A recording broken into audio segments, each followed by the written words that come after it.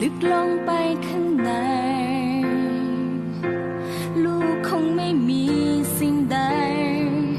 ที่ดีเพียงพอลูกขอให้พระองค์ทรงโปรดเปลี่ยนหัวใจให้ลูกใหม่โปรดทรงอภัยความผิดมากมายโปรดประทานพระทัยพระองค์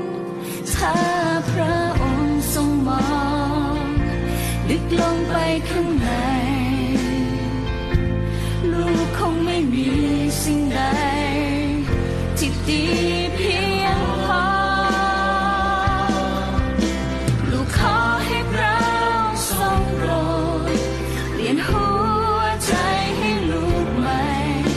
โปรดทรงอภัยความผิดมากมายโปรดประทานพระทัยพระองค์พระบิดาลูกขอหัวใจที่เหมือนพระทัยพระองค์โปรดประทานพระทัยของพระบิดาขอหัวใจที่ยอมจำนนและเชื่อฟังกระทำตามน้ำพระทัยขอหัวใจที่เหมือนพระทัยพระองค์ถ้าพระองค์ทรงมองลึกลงไปข้างในลูกคงไม่มีสิ่งใดที่ดีเพียงพอ